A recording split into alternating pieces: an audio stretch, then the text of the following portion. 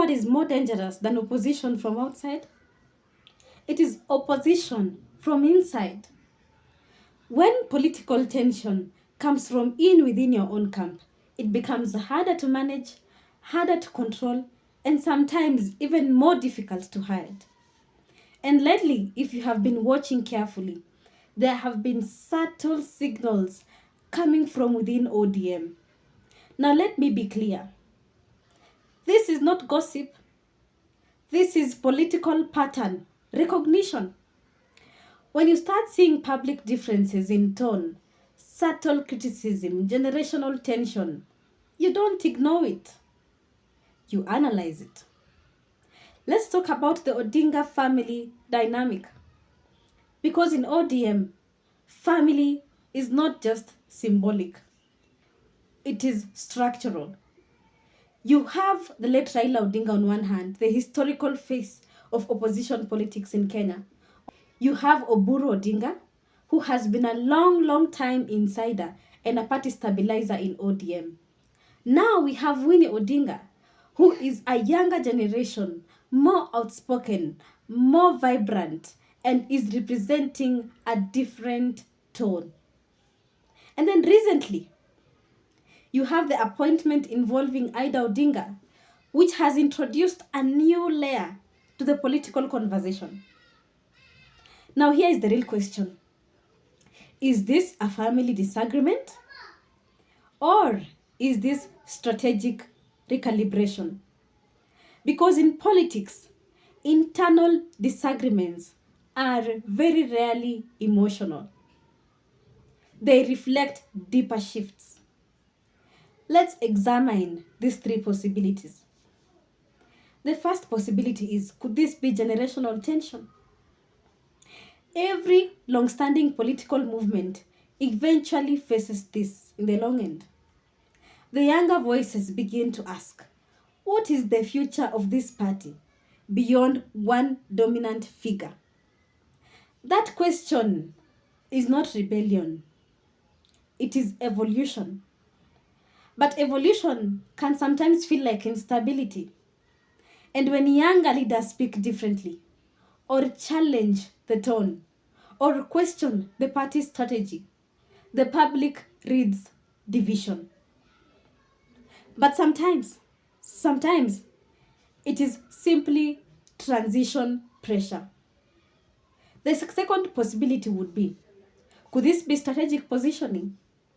If the political landscape is shifting nationally, especially with President William Ruto consolidating power, opposition parties, including ODM, must decide. Do we confront? Do we negotiate? Do we recalibrate? And not everyone within that movement will agree on any of those directions. Some prefer the hard opposition. Some prefer strategic engagement. That difference alone can create a lot of visible friction. Let's examine the third possibility. Could this be power redistribution within the party? This is the one thing that people avoid discussing. When a party has revolved around one central figure for very many decades, the question eventually becomes, who is next? Who controls the party machinery? Who controls grassroots structures? Who influences nominations? Who defines ideological direction of the party?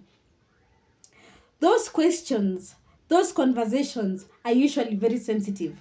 And sometimes what looks like family drama actually is elite level positioning for the future. Now let's talk about cooptation politics. Kenyan political history shows us something very consistent. When a strong opposition figure begins engaging with state structures, even subtly, even quietly, it creates tension internally. Because supporters expect resistance, but leaders think strategically. If any segment of ODM appears to be warming up to the state power, even if symbolically, it shifts perception. And perception in politics is everything. The appointment involving Ida Odinga has sparked a lot of national debate, not because of the role itself, but simply because of what it signaled. Was it cooperation? Was it about strategy? Was it about optics? In politics, symbolism carries a lot of weight, and supporters interpret symbolism emotionally. Leaders interpret it strategically. That difference alone creates a lot of noise. Now, here is something very important. Political families are usually very powerful, especially here in Kenya. But they are also very, very complex. Family politics adds loyalty, there's legacy, there's pride, there's expectation, there's generational ambition, all of them put in one space. That makes decision making more layered than in ordinary political party structures. And when power has been centralized for a long time, decentralization of the same power feels very uncomfortable. But it is often inevitable. It is often unavoidable. Let me ask you something very important. Is this necessarily the collapse of the ODM party in Kenya? Not necessarily. Internal friction does not always mean fragmentation. Sometimes it means restructuring. Sometimes it means renewal. Sometimes it means preparing for a post-founder era. Even if that era looks as though it is years and years away. The real question is not, is ODM divided? The real question is ODM evolving, or is it resisting evolution? That is where the real story is. And here is the bigger lesson. Political movements built around personalities eventually face transitional moments.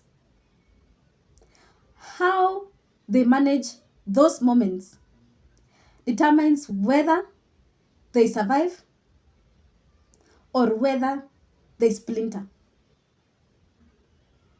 Kenyan opposition history is full of very many examples of fragmentation of political parties when internal ambition was not carefully managed.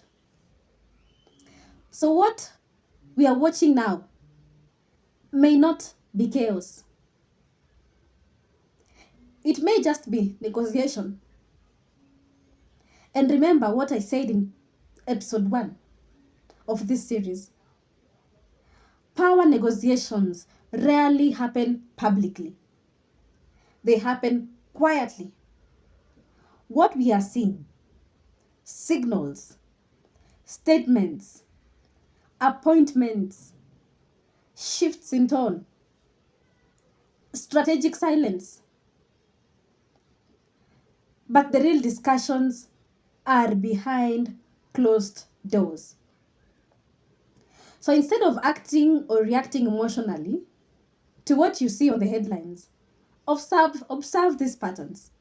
Observe these patterns very carefully, because internal party dynamics often shape national politics more than external battles. And if ODM restructures internally, it will affect the entire 2027 political map in Kenya. Because I have said this several times. This is not just about family. It is about succession. It is about control and strategic positioning. And those conversations are never simple.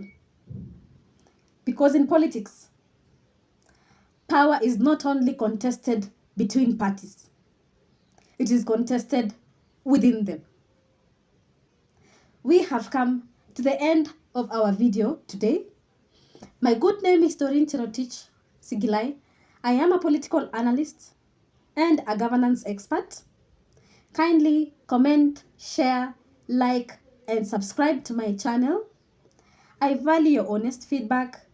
Until the next video, see you. Bye.